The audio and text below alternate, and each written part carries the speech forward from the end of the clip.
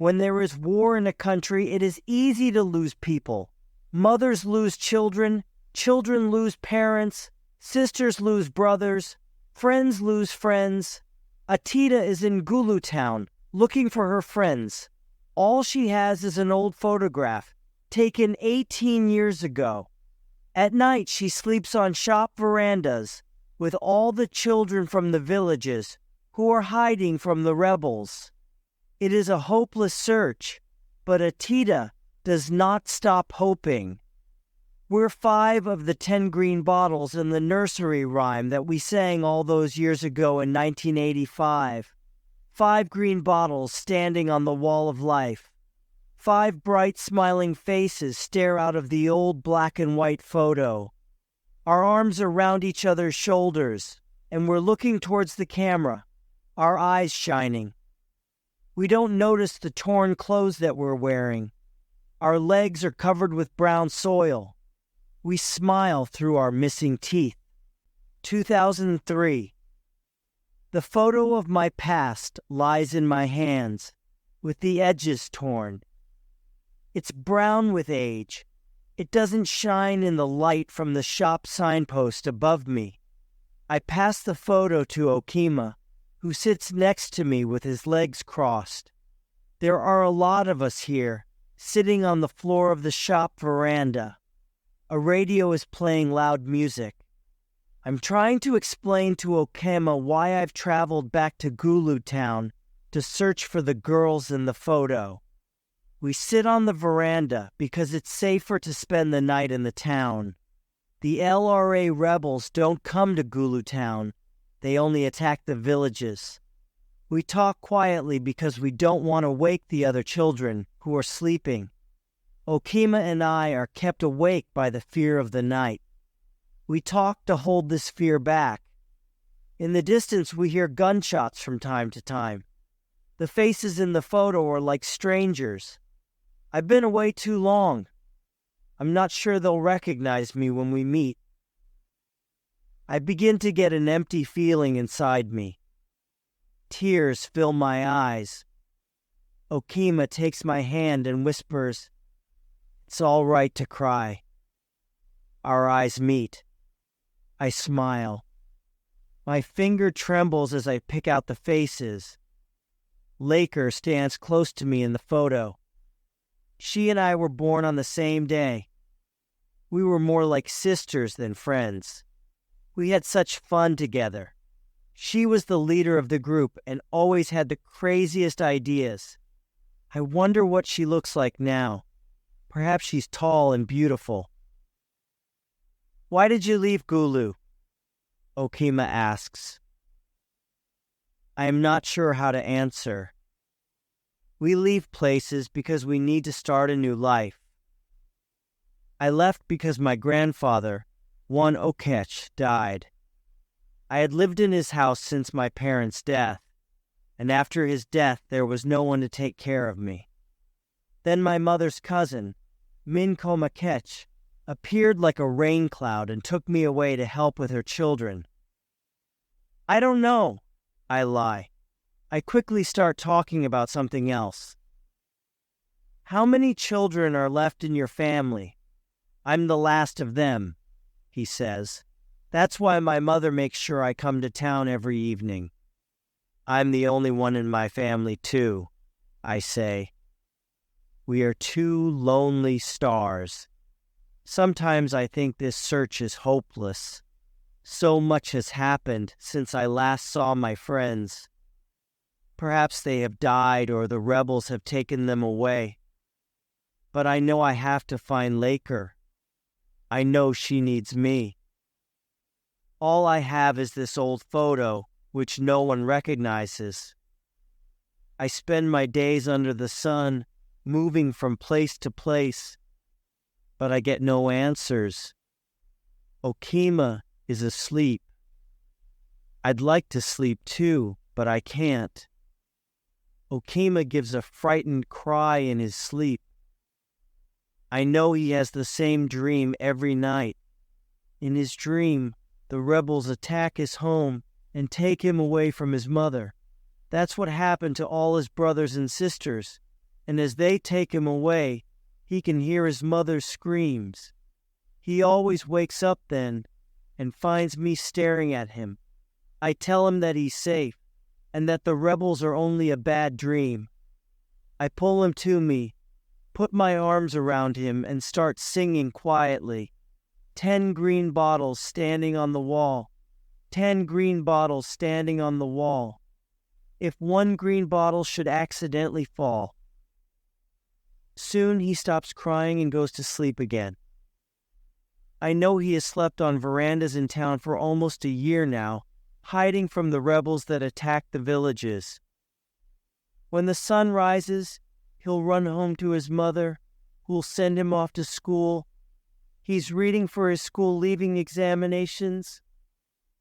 I shall become president and end the war, he says when he's feeling hopeful. I want to see my mother smile again, he says when he's feeling miserable.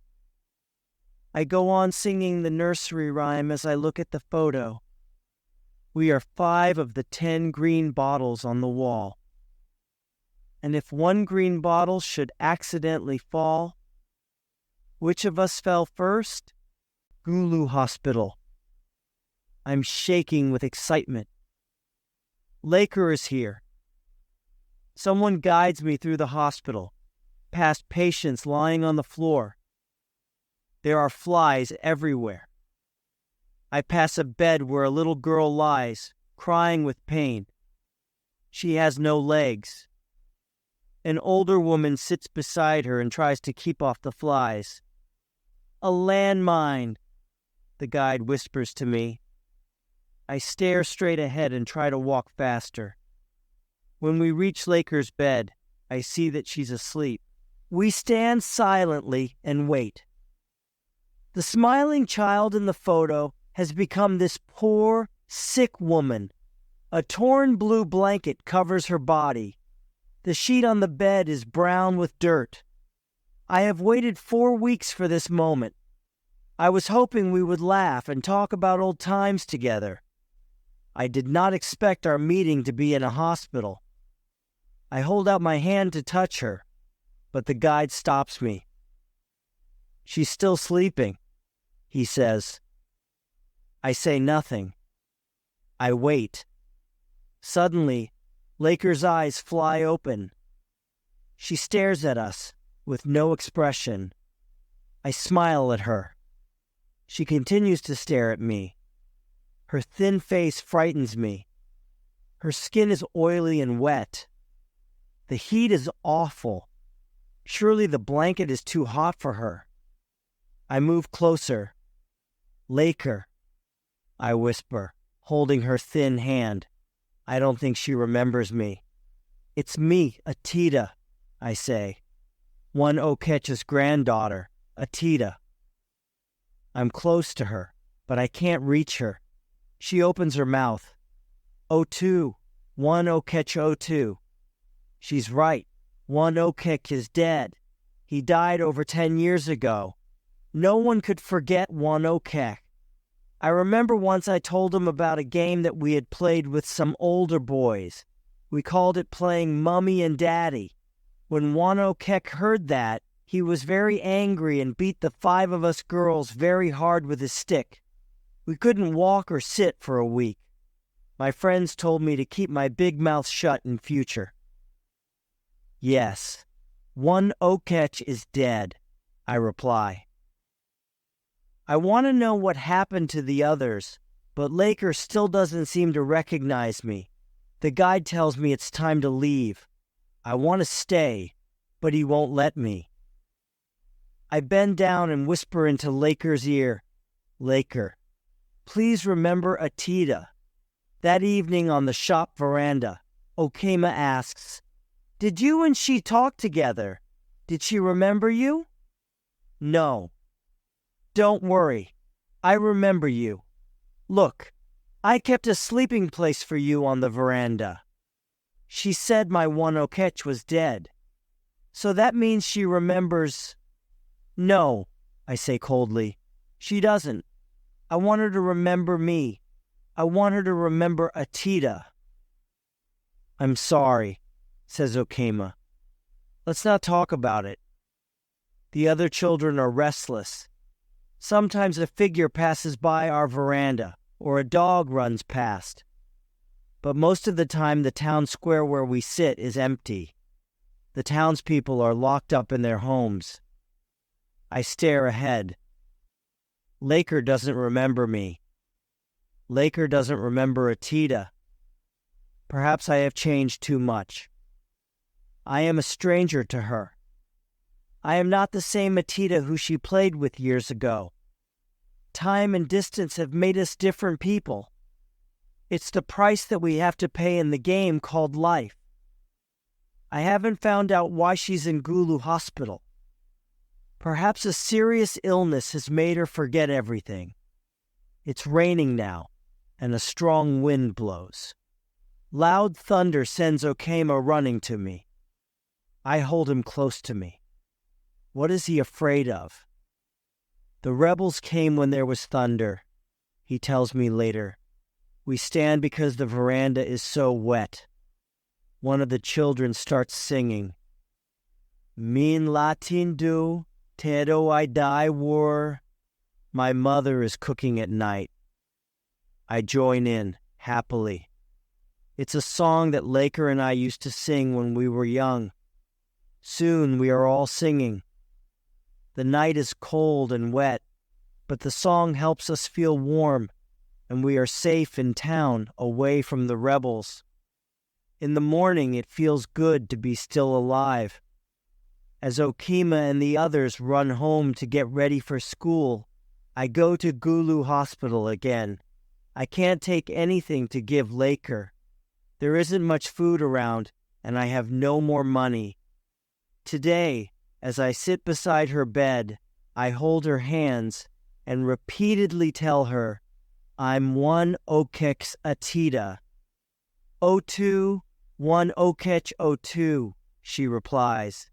Yes, one Okech is dead, I say. She reaches out to feel my face. I hope that today she'll remember me.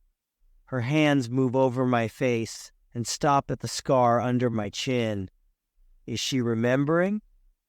I got that scar when I fell off a seesaw once. Then she looks at my neck. She used to like the lines round my neck. She always said I didn't need to wear a necklace because I had a natural one. She used to say to me, Atita, Atita, bangle-necked Atita. If she says it now, I will know that she has remembered me. I watch her face and wait, hoping and hoping for a smile, which will tell me that she knows me. Suddenly, she pulls away from me. Her eyes are empty, without expression. I want to sit here until she remembers me. I've learnt she was found lying in the street near the hospital. No one knows her story, but it will be the usual one. If she can remember the past and the good times, perhaps it will help her get better. She hasn't talked since she came here. Laker, I call. No answer. Nothing. I have something to show you, I say. I take out the photo and hold it before her eyes. I hold my breath, hoping she will remember. She stares at it. Do you remember? I point to the faces. See, you're here in the photo. I am beside you. Atita. See, there are the others. Oyela, Adongping, Lamwaka. I'm getting restless. Perhaps Laker will never remember anything, but I'm sure she can tell me about the others. 5 bright, smiling faces in a photo. 5 green bottles standing on a wall. Which of us fell first? I come here every day. I have to help Laker. Each time I say one Okech, she gives the same reply, O2. One Okech, O2. Yes, one Okech, O2. I repeat her words, but I'd like to tell her about my little friend, Okema, who wants to become president and end the war. No more sleeping on verandas to escape the rebels. A life when we can laugh and grow fat from being lazy. Okima wants to make that happen. Another evening on the veranda. Okima asks about Laker. She's fine, I say without looking at him. Nearly fine. You should leave Gulu, Okima says, and go back to your comfortable life where you lived before.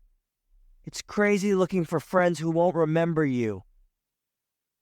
I spend the nights on the veranda because my friends lived like this while I slept safe and warm. I'm ashamed that I was not with them. The rain washes away the pain in my heart. I tell Okima he cannot understand why I visit Laker every day. A cameraman walks past and takes pictures of us. Okima spits at him. Why did you spit at him? I ask. He's making money out of our misery. Perhaps he's from the newspapers. You're new to this business of homelessness. Okima is right. I know nothing about this nightlife. Tonight we hear heavy gunshots. The voices of the other children stop and the radio is turned off. Okima recognizes the kind of gun. He knows all the different guns and the sounds they make. Laker manages a smile today. She's a little friendlier. Again her fingers feel my face and the scar under my chin. She touches it with one finger. Perhaps the scar is saying something to her. She smiles. Atita? She whispers. Yes, Atita. One okex Atita. I take her hand. O2. One okech O2. I'm here, I whisper. Laker pulls away her hand and starts rocking on the bed. I look in her eyes and find myself traveling down a dirt road. Now I'm behind Juan Okech's house. The 5 of us are standing under a mango tree laughing. We have just made a seesaw. I sit on one end, then Laker jumps on the other. As the seesaw goes up, I fall off and my chin hits the ground. I scream in pain. Laker stops rocking. Her eyes are empty again. My heart is beating fast as I remember what happened that day. Okima sits on the veranda studying. His examination is soon. I don't talk to him this evening. I let him read. He has to work on his dream of becoming president. Who knows? He may bring us the peace that he promises. When I visit Laker next morning, it's like the first day. There is no expression on her face. And I have so many questions to ask her. I help her to sit up and drink some black tea. I pull out the torn photo and point to the other girls. Laker, tell me about Oyella. She looks at me. Her eyes tell me she recognizes the name. What happened to Oyella? I ask. She suddenly seems to be in pain. She starts rocking. I try to calm her, but she only rocks faster. Her eyes take on a dreamy look, and her words are hurried and strange. The men came to the village and took them away. They tied them with ropes and made them walk a long way. Some of the men hit the girls with sticks or with their guns to make them go faster. Someone fell and stayed on the ground. She turned her face. Oyella. Our Oyella. One of the gunmen shouted to her to get up. On her face was fear, and then nothing. She was ready to die. Do you want to rest? The man asked. Yes, she said in a weak voice. You can have your wish, he laughed as he shot her between the eyes. She made no sound. Later, the other girl ran away and came to Gulu Hospital. Laker stops rocking. She's breathing fast. She starts laughing wildly, crazily. I leave her bedside and run outside. I cry. In the photo, Oyella's smile has gone and so has her face. Instead, there's a patch of gray. I stare at the sky. It's still blue, and the hospital still stands there. Oyella is dead, I tell Okema that evening. I'm sorry, he says, and holds my hand. We sit close together on the veranda. It's another cold, starry night. I look up at the sky and see a full moon. Perhaps the gods up there are looking down at us and laughing at our misery. One day this will end, Okema says. Yes, I say hopelessly. Today Laker smiles brightly when she sees me. She looks different now, with her hair cut and clean. The wild look has gone. As I sit beside her, she touches the scar under my chin. I help her off the bed. We walk slowly to the door and go outside, where we sit under the large mango tree. She likes it here and lies on her back with her head on my knees. I don't know how long we sit there under the mango tree. We watch the sun disappear and see the shadows get longer as they fall on the hospital windows. Laker lifts her head and looks at me. "What's that song we used to sing?" she asks. I smile. "Min latin do, tedo I die war." "My mother is cooking at night," I sing quietly. She closes her eyes and listens to me. Then she opens her eyes. I feel her looking fixedly at my scar, then at my neck. She laughs lightly. "Atita, bangle-necked Atita," she whispers. A smile comes to her lips, very slowly. It lights up and burns brightly like a flame. She remembered.